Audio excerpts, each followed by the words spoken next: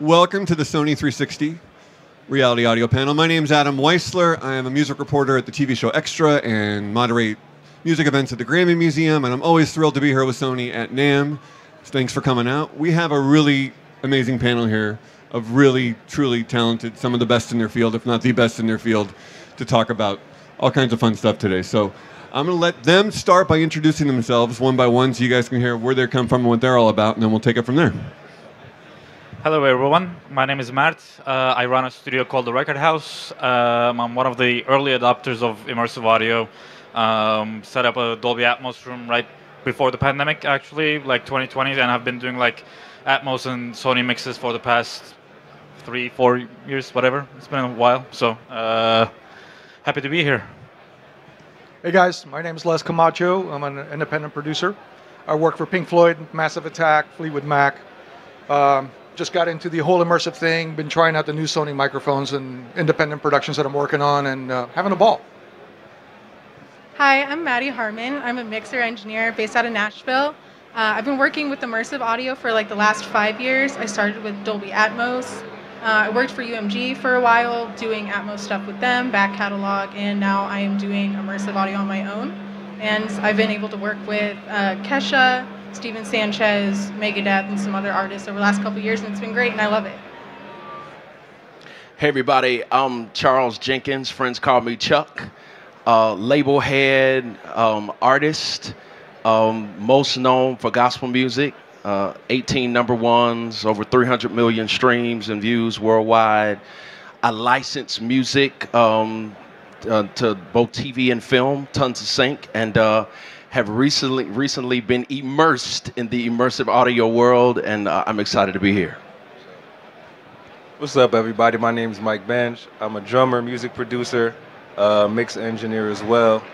I am currently working on an immersive mix for a record that you guys will probably hear a little bit later today. So stay tuned for that. And that's pretty much it for me. Very cool. While you have the mic, Mike, let's start with you and talk about what initially attracted you to the world of audio. You're an artist yourself, obviously. You're a touring musician.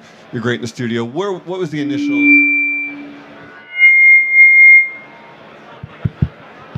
I think we're good. The initial appeal for you, the initial excitement that got you into this world? Well, so I graduated from Berklee College of Music. So based on my experience going there, based on my experience at Berklee, they kind of threw us into the water, per se. And my love for mixing came from seeing a lot of my friends do records. And as a young child growing up, hearing different records from like Macy Gray on the radio and certain songs that kind of had different progressions in them. And for me, I thought that it was unique to have songs that you could feel either immersively or through stereo mixes that kind of gave you a certain dynamic or dimension of like musicality. And it kind of fed into your spirituality or your listening attention of how you hear songs. And the doctor, when listening to music as a young man, when did you know the expanse of that and what you can do? What excited you growing up?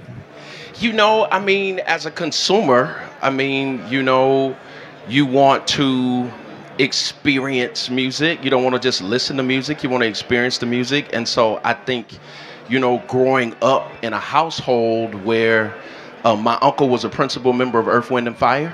And so I was exposed a lot to hearing what music should sound like and what it should actually be like. And, you know, many other family members, you know, playing classic records and classic music. I mean, for me, as I evolved, being around amazing mixers and amazing engineers and amazing creatives, for me, it was a intrinsic evolution to want to experience music at its highest level.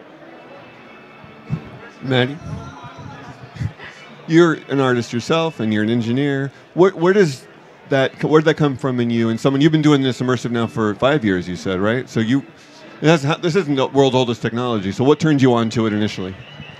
I started with immersive 5 years ago. When I was in college, I had an internship with an engineer, and he was primarily stereo mixing, and he just kind of worked his way into immersive, starting with Atmos. He took me to an Atmos room one time when I first started working with him and was just like, let me play you something I'm working on. Like, this is so cool. I really want you to hear this. And I remember just like sitting in that room and closing my eyes and just being like transported to another world. And at the end of that, I was like, you have to show me how to do this. Like, I want to learn how to do immersive. Like, this is so cool. And music for me has always been about like emotion and really like feeling something through the music. And immersive, especially like through that first experience when I first heard it.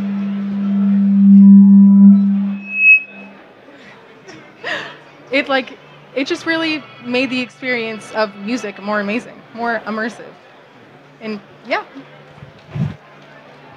Unless, hello, there we go. Unless obviously you've worked with some amazing artists. Some of your initial experience, talk about going from stereo to 360 and what that was like for you initially. It was first of all, mixing wise, it was game changing, because now all these ideas you had in your head about how it sounded in your head, you can actually put anywhere in the room. So that was one thing. As an engineer, you're able to move things around and put it in a perspective that you love or you want to hear while still making the big, beautiful environment. As a producer and as an engineer tracking records that I'm going to mix, it gives me the ability where I'm able to mic things from different parts of the room, and then I have the choice whether I want to use it in an immersive environment. For example, tracking drums, miking a drummer from the rear, splitting the signal into clean and dirty, and then deciding whether you want the clean or dirty in the front or the back of the room, just to give it the vibe of actually listening to that drummer or that band in a live environment. So it's quite fun. It's just really fun to be able to do that. So yeah. And Mert, the fun for you. Talk about your initial, when you first heard about this technology and your initial experience with it. Yeah, I mean, I was really excited about it because growing up, like listening to records like Pink Floyd and everything, like even as Chuck was saying, as a consumer of music, the experience of music was really important to me to like be immersed in it, even in like a stereo format. And then when this technology came around, I can actually like be in this room. It was really exciting to like mess around with it, and I definitely, had a lot of fun on a couple of the records that I mixed. Like the St. Vincent record that I did was very psychedelic and very fun to do, like some unconventional things. And yeah, I had my fun with it. Yeah. How difficult, how easy going in? What the initial time you're in the studio and you're trying to make this work? This is something that it's probably still a work in progress for a lot of you because the technology keeps changing and it's great. But talk about that initial few projects and when you're first getting your feet wet with all this stuff and just trying to experiment. If you can just each of you talk about what it's like, the initial experimentation. How trepidatious were you to start small, or did you go big right away? I was also working on film scores and TV, so like dubbing stuff. So Atmos wasn't completely foreign to me. Like I knew the objects and stuff. The workflow for me was like translation to headphones and other speaker systems, because I think film is a bit easier to translate and like music plays a background role in that. And when it's like the main event and you want to make it, sound good on different devices, I spent like quite a few months like figuring out, okay, how do I do it and how does that actually translate between devices on what I'm hearing on speakers to like headphones to earbuds and all that sort of stuff. So yeah, that was the main experiment for me.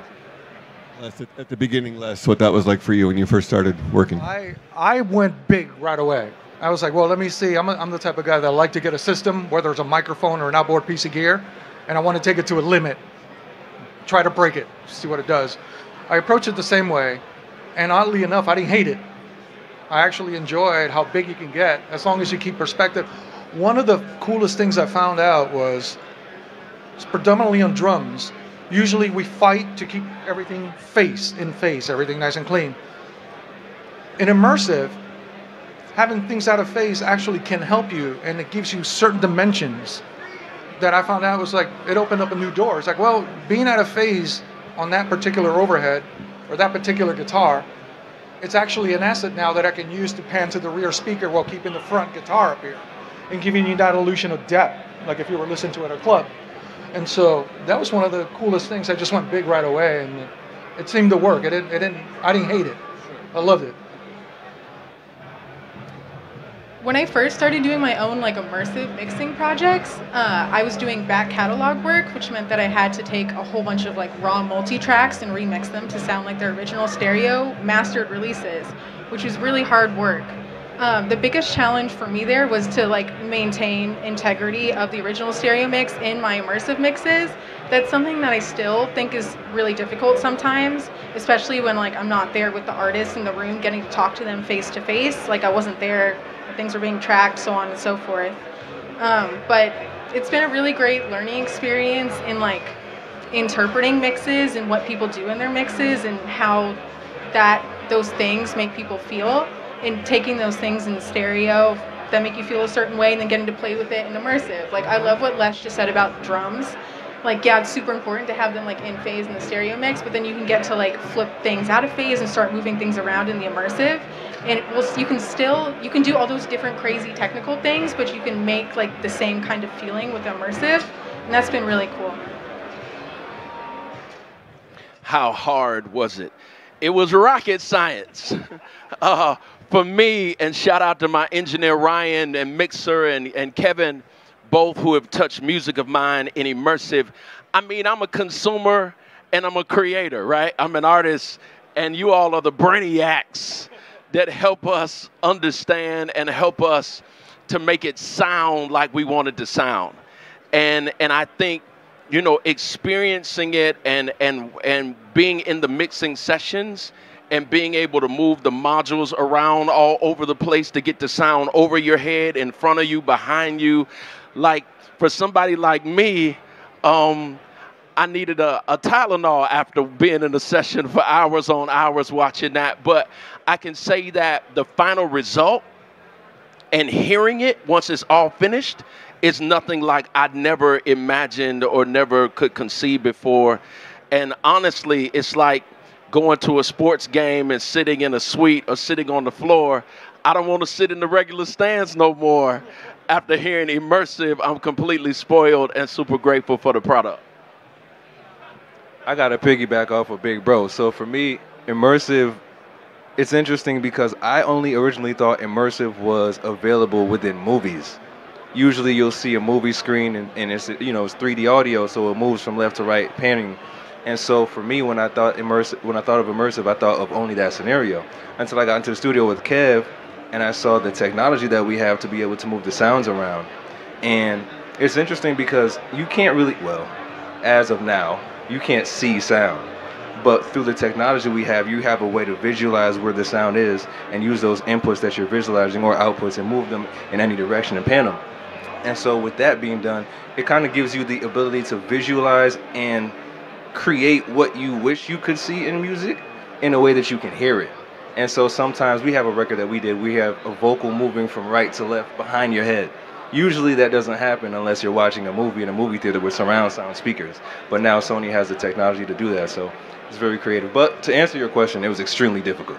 Yeah. But what's that like in real time? Because what you're saying, and I've seen the videos, and I've seen the spear and the modules and things like that, and I've imagined it, and it just looks magical. When you're actually doing it, you talk about being hard and difficult, but what's it like that first time when you're moving something around and you're hearing that? How special is that feeling, and how does that open up the world in terms of, like, you can't go back, like you said, it's going to be something new from this point on? Personally, it's incredible to me because I looked at music almost in a two-dimensional space where it wasn't like something physically, tangibly able to touch and move and maneuver. It's almost like just faders or just creating the product. So now you have the ability to you're kind of like putting yourself into the song in a sense, to where if you have a certain sound effect, like maybe a Foley or an effect sound, you can use that to kind of tell a story in a sense. Now the music is speaking to people in a different way where they can feel something differently. Instead of just hearing it audibly, you're feeling it as well as hearing it. And I've watched you in church, and I've seen what you do, and I see the way the crowd reacts, and I've heard the gospel. Talk about that in terms of what we're talking about here in the 360, and recreating that experience, if you have. I'm sure you have, and what that's like, because that's special and unique unto itself. You know, I think, you know, once we got done mixing, one of the things I said to Kevin, who's a rock star, is it's literally taking people from the audience and putting them on the stage, right? And so when you say immersive, for the old schoolers that remember surround sound, actually putting a person in the song, right?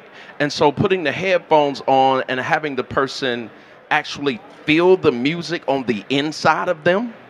For me, I think that as I continue to create and as we're making new records, knowing that as this product goes to the world, it moves from people just enjoying the song to feeling the song on the inside of them and contingent upon the instrumentation. I mean, whether it's 808s or horns, or to experience the live feeling of it while you're listening to it in the comfort of wherever you are, I think is insane. And for you as well, you mentioned doing some like catalog stuff, but when you're actually working with artists, how different is that to have that input when you're putting this together? Yeah, I'm actually working with an artist right now. We're tracking a whole album to analog tape, and then we're going to be playing it in art galleries in immersive formats. And that whole experience has been so different than like mixing back catalog stuff. And they're both of those experiences have been great in different ways. But getting to like work with an artist on this level and Immersive has changed the way that I'm tracking now. I went to AES a couple months ago, and Morten Lindberg was there to talk about like his Atmos array and like how he's doing immersive miking techniques. And getting to try that out in the studio has been really awesome. And it's completely changed my whole world, not even just in mixing, but in tracking. The artists you've worked with, talk about their initial. Who was into this immediately? Who do you have to convince, or how does that work in terms of the artist? Because it's still relatively new. I'm sure not everyone's on board yet. It's really new. It's really new, and a lot of guys are very skeptical about it. I can talk about one particular recent event, which is with an artist out of Nashville who sings for a band called Grisfolk, and he's got his own solo record coming out right now. His name is Adam Roth. Anyways, we did a song, and when I first got introduced to the 360 family, I used the song on headphones. I ended up mixing on headphones, and I loved what happened. And I sent him the track, and it literally blew his mind, because he was able to listen to it on headphones and go, "Jesus Christ, I feel like I'm sitting with the band in the middle of the stage," like he was saying. And that, as an engineer, gives you immediate validation about a system you're about to use. Because now, yeah, we can sit here and be geeks about it and go, "Oh, yeah, I love what it's doing." But I think when the artist tells you, "Holy shit, I'm hearing it," and he's not BSing you, he's actually quite skeptical about it. And all of a sudden he listens to it and calls you back. He's like, "That sounds pretty amazing." That's I think it's a good barometer of where the technology can go for both us engineers and also for the artists and the listeners, because it becomes friendlier and friendlier, and it makes it easier for us to interface and reach the crowd and let them know that, hey, you can actually feel like you're in the studio with that band. And there's many ways, I'm sure these guys have experienced it. You can approach the mix in 10 different ways. You can approach it where you want it to be an immersive thing, like you're listening to it out there, or you can mix it and make it sound like you're sitting with the band, or you can mix it and make it sound like you're in the venue, sitting in the middle of the venue, listening to the band. So it's up to you how you want to mix it and where you want to plan it. And I think that's great, because that opens up so many ideas and so many artistic endeavors that you can do now, that I think it's great. I think not that you weren't creative to begin with, all of you, but this makes your job much more creative as well, and you could work with the artists and that, and hear what they want, and it's the creativity there that makes it really special as well. It really does. It's convincing the artist. It's the hardest thing. But yeah, once they hear it, they're sold. I haven't had anybody go, "No, I hate it." Every artist I presented it to is like, "More." And they're actually been wanting to know if we can track immersively. And it's like, okay. So I've been talking to these guys, see how we can make it happen. So yeah. You have a cutting edge artist like St. Vincent that you're working with. It's open to this kind of thing. How exciting is that? How much easier for you to kind of expand and be creative? I mean, that record was a lot of fun to play around with, because again, I kind of went big, as you were saying. I didn't hold anything back, and being such a psychedelic, record, it allowed for that.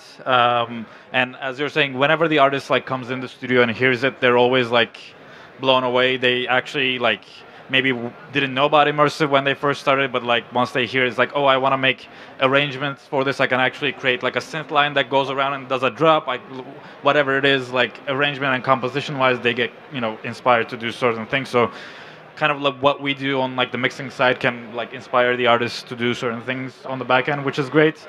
And I mean, it doesn't even have to be that bombastic. One of the simplest records that I mix is for this artist called Pratik Kuhad. He's like an Indian artist, like Atlantic signed him, and he did a bunch of like English songs, and great songwriter. And the production on one track is like really simple acoustic guitars, organs, and background vocals type of thing. But like even that, once you're like in the song, whenever I play my mixes, people go like, "I love that," and it's like the simplest song ever. But like once you're like done nicely, it can be really impressive, you know? Yeah, which is most artists sometimes don't think about. They're like, well, I have this like acoustic track. Is Immersive really worth it for that? And it actually is. It makes a difference. Yeah.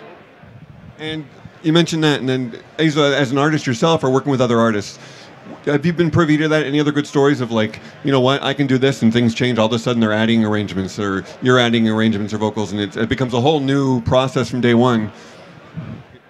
Share anything like that. Hey, you want to share first? This joint is hot. Sounds like my mix, man. Yo. This joint is hot. So there's a couple records I'm working on right now with a friend of mine and my boy Rox named Breezy, and she didn't know necessarily what immersive mixing sounded like. And so at the time I just kind of was dabbling into it myself. And once we got the software and kind of set it up, it led to her background vocals being arranged differently, because she could hear things in different sides of the songs now, or on different sides of the speakers.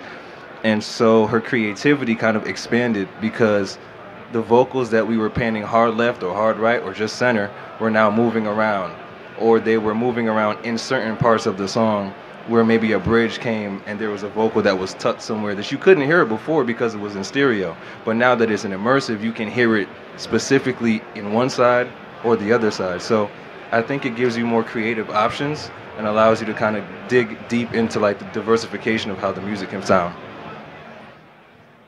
Similar experience?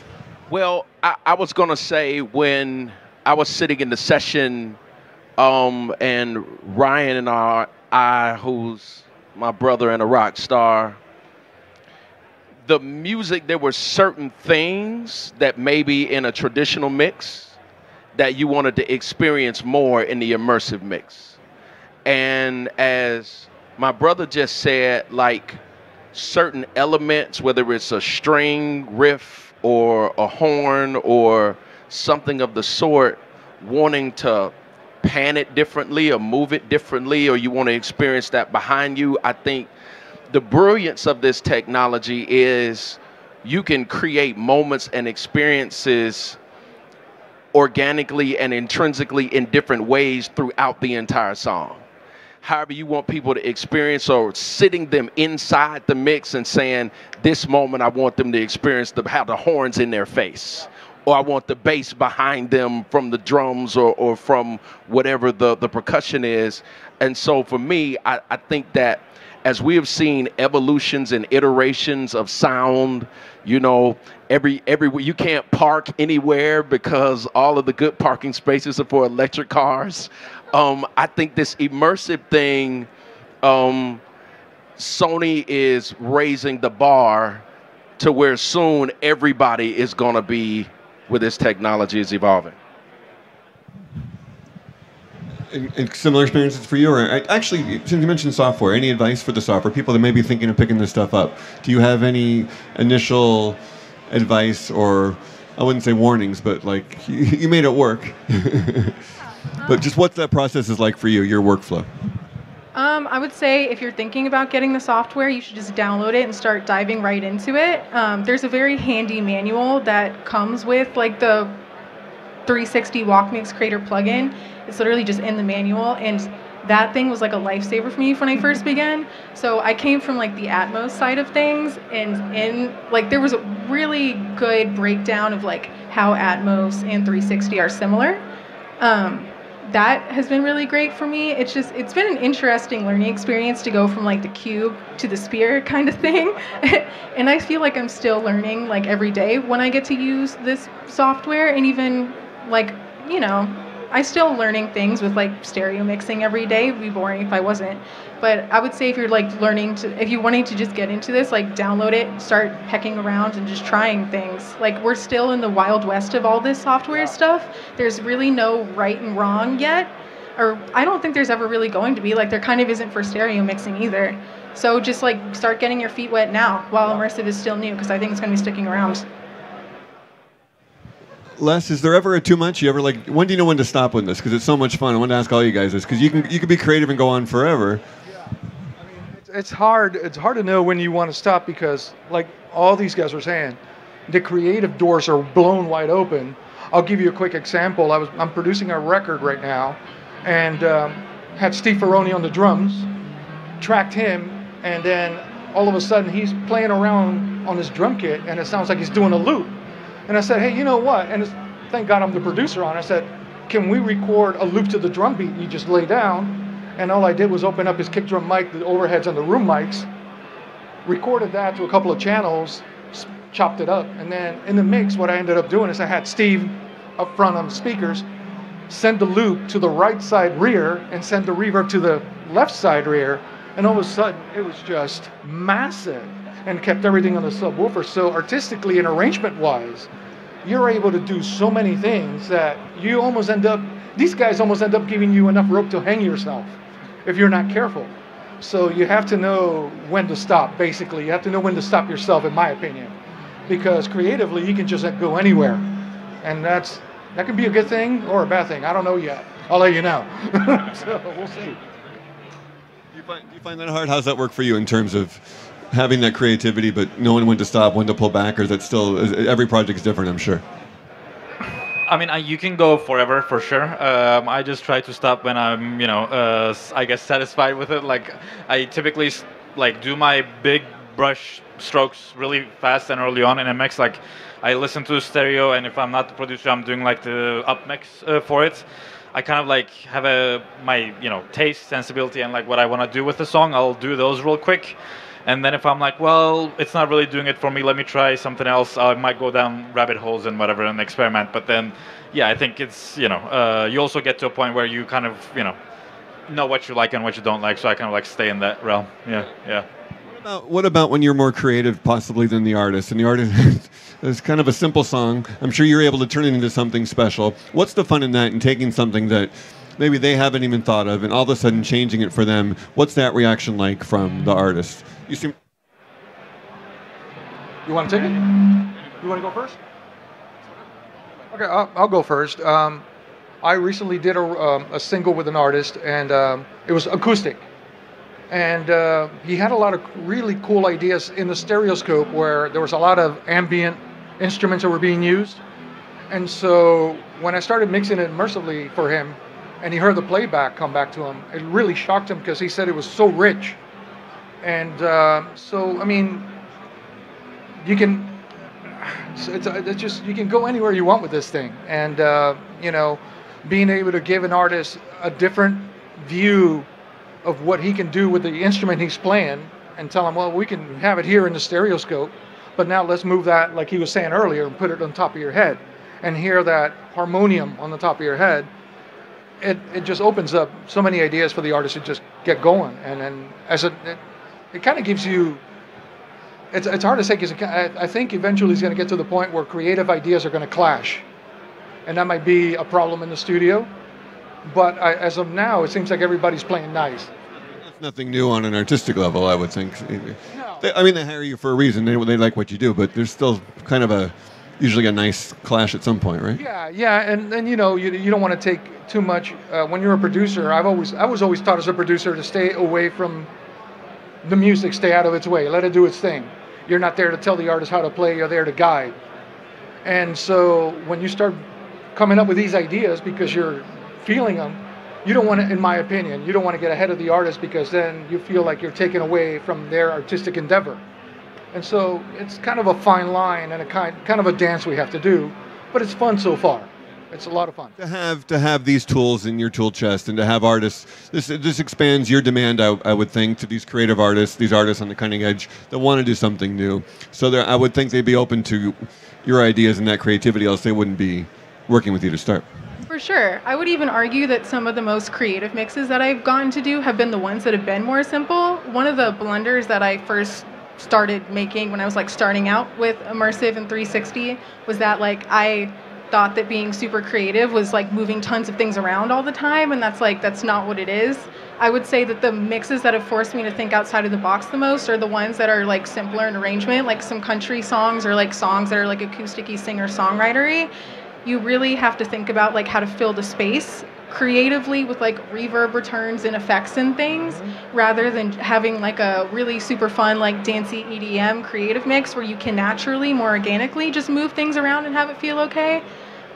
Yeah, the mixes that I've done that I really honestly feel have been like the most creative for me have been the simpler ones. Anything to add to that? Could you repeat the question?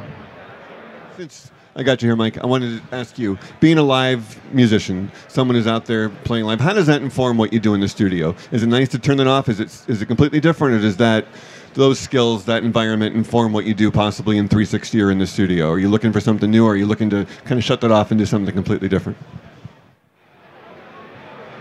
That's a loaded question. So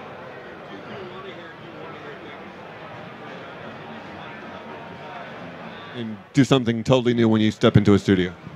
I would probably try to do something new, because you kind of want to differentiate the two between live and in studio at times, so that you don't do the same ideas over and over when you're playing live versus recording or mixing and mastering. For me, when I'm looking for what I'm looking for when I'm in the studio, it really depends on what we're going for and what the song deserves or needs. You kind of take yourself out of it and just do what's best for the record. But some of the things, let me put it like this, in terms of playing on records, those fundamentals are pretty much the same in the studio as well. You have to play the same as you play live. In terms of the mixing and or mastering portion of what you play on a record in the studio, it could be different based on how you want the song to sound and based on what the song is that you're producing. It's genre based. There's a whole bunch of factors that go into it. In terms of the future of this, and as you're all on the cutting edge, you're all using this great Sony technology, in terms of what's next, how is a combination of it frustrating, combination with exciting as to who's being turned on to this? The listeners, some of the listeners are turned on to this, a lot of them aren't, obviously. It's all still new. How much do you want people to hear what you're doing when it's this special? Is that when you finish a project and things are out of your hands, what's that like? Well, I want to tag what we were just talking about and answer that. And shout out to my brother Rodney East, who's one of the biggest, greatest producers of all time, my sister Rakita. So I was going to say to the last thing we were saying, as an artist, that sitting in the session and being challenged on what's possible and what I could hear, I think is profound that you guys are ahead of the curve and have a handle on this advanced technology to be able to expose us, guide us, introduce us, and keep us on the cutting edge of giving our audiences the greatest experience. So I think that's incredible, and I think being a person who has had Ryan or Kevin or Rodney even say, listen to, check this out, I'm gonna move this here, I'm gonna move that there, or give it a chance.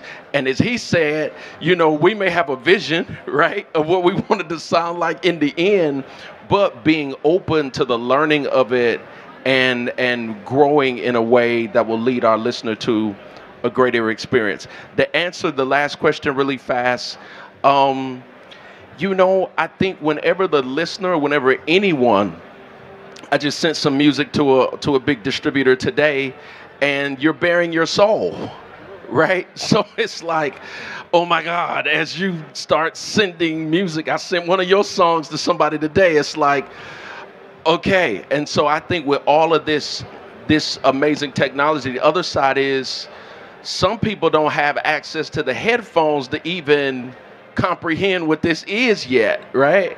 And so I think that's coming, but for the future of it, I think it's another iteration of the evolution. Yeah. scary and it's super fun when something gets released. The weird thing about immersive releases for me right now as a mixer is that there isn't really like a mastering phase that happens, and there always is that final check with like stereo mixes. So to have something like leave my hands or my studio and just go like straight to DSPs is kind of nerve-wracking. It's super fun that like I get to like make some of those mastering decisions in the end, but yeah, it can be kind of scary too. But I agree with what you said about people not really fully understanding like what they're listening to. That's another thing that's a little scary about it. But that's also just because, like I said earlier, we're still kind of in like the Wild West phases of immersive audio, and it's just one of those things that'll get better as time goes on, I think. Yeah.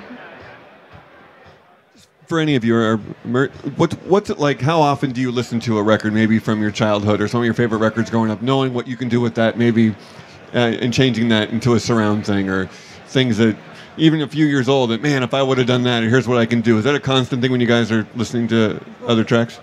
It's funny because I mean, when I first started doing these immersive mixes, yes, like I just had like a Bluetooth speaker in my kitchen that I would like listen in the morning. That obviously didn't do like immersive audio, and then whenever records came on, I would just like, oh, that would be fun to do something there or whatever.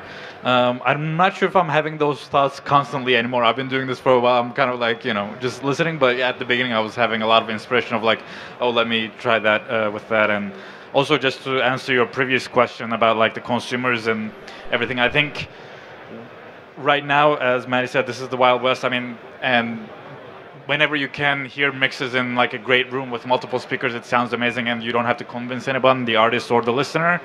The consumer devices need to catch up for the consumers to catch on. But to tag another Sony product, you guys should check out the VME software, which is like the virtual mixer environment that really puts you in that real room situation on headphones, and making that accessible to the public is just going to excite them more. Because I think this is the cutting edge. We're at a technology forum right now, and like the Sphere at the Vegas, whatever, like if you show the consumer like, oh, we can do this, and they're like, they go there and then realize it, they're obviously going to be blown away and take it. So we just need to like do better technologies, develop the technology that we have now, keep pushing it forward so that the consumer is like, well, this is undeniable, this is so much better than stereo, and I'm so glad stereo is done now and we can like live in immersive audio.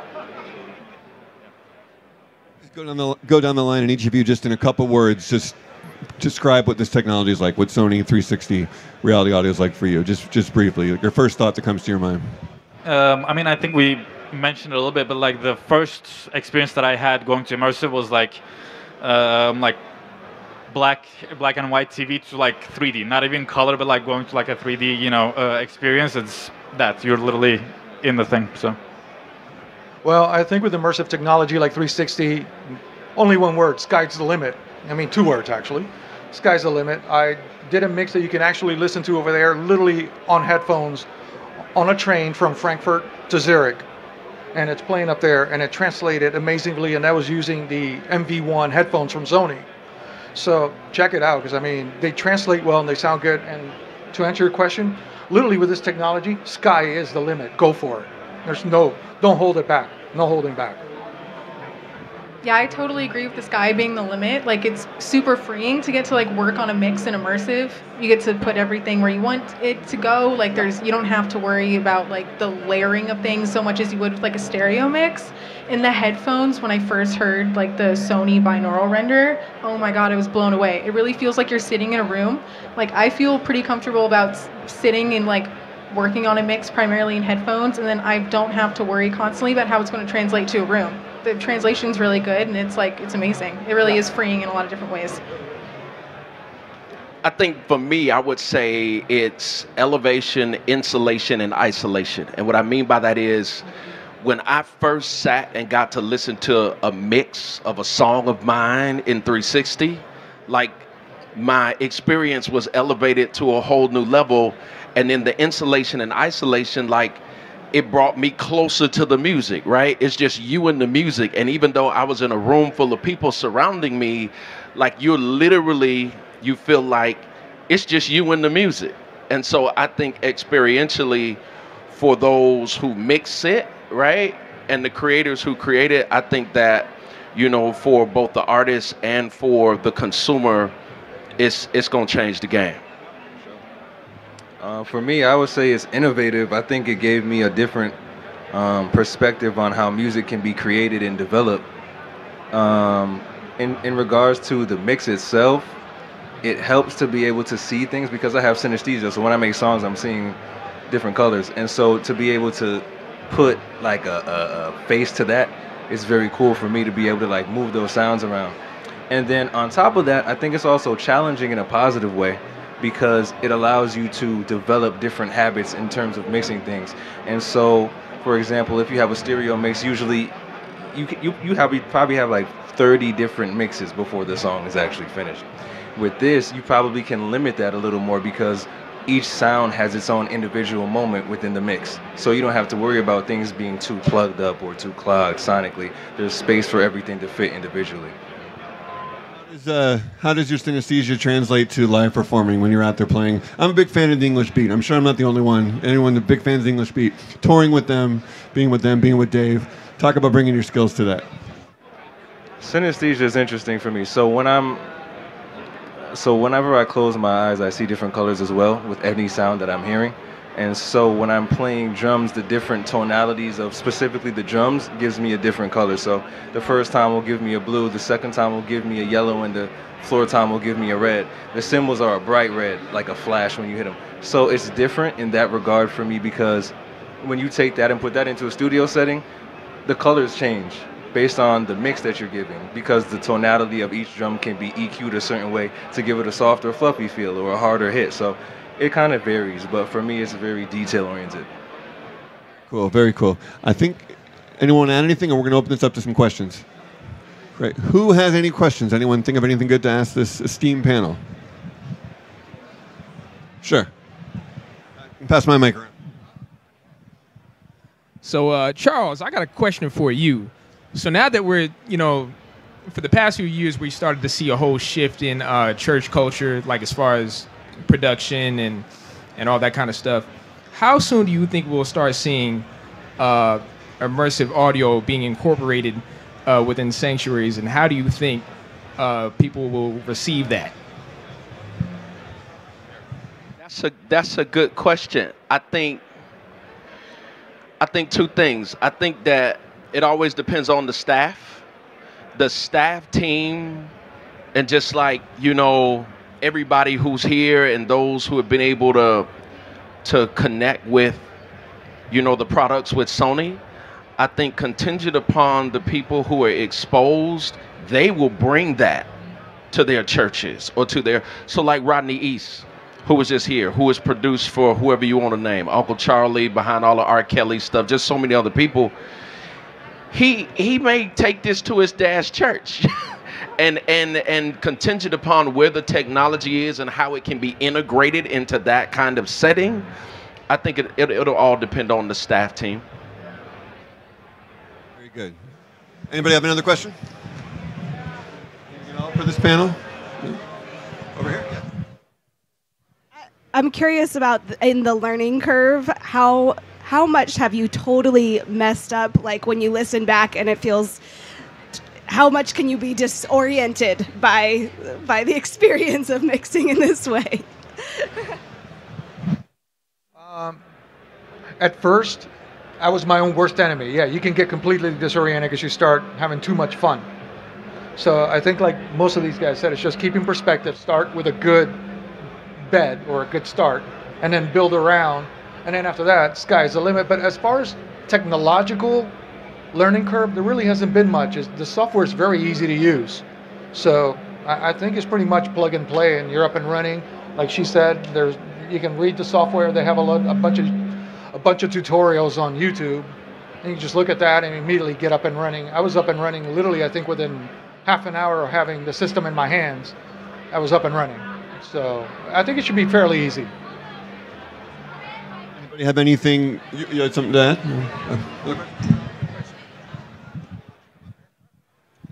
add? There we go. Just a question. How do you guys feel that DSPs are catching up with this technology, and how do you think how's that looking moving forward? Yeah, I wish I could speak to the DSPs. I think that's above my pay grade. I mean, Atmos is on Apple Music, Amazon Tidal, Sony's on Amazon and Tidal, and Spotify is the rogue player. They're not really giving hi-fi audio even, let alone immersive. But we're hoping that's going to change, and they'll, get with the times to offer immersive audio, because, as you'll see, like there's, sound bars, cars, so many like TV manufacturers putting like Atmos into their thing. So like immersive audio, even like the Sony 360 formats, like has a cool thing that Atmos doesn't have, which is like you can program objects to be user controllable. So you can have a feature on a track that you can mute, or like a different language. You can mute the guitars if you want to on a mix, like on the user side of things. So I think, hopefully the DSPs will catch on and there'll be more of this. But again, this is above my kind of pay grade to say when or how it will happen. 100%. Any of you have any current projects that exemplify everything you've been talking about, or something in the works you want to make sure people look out for? The latest project I have released is the latest Black Pumas album, which is a really good album. You guys should check that out if you haven't heard it. I have an independent artist I'm launching on my own record label. So I'm going to be putting her out. Her name is NECA, and I'm going to mix it in 360. Plus, I'm doing a couple of other independent records where we're definitely going to go in that direction. So yeah, we're hoping to see where this goes. I hope, like you said, DSP catch on. I'm really excited about the tape to immersive audio project that I've been engineering, mixing. You can find it on Instagram, Dear Diary Exhibit. We're still like in the beginning phases of that, but hopefully we'll be having that displayed in art galleries in LA, New York, and Nashville. So follow us on Instagram.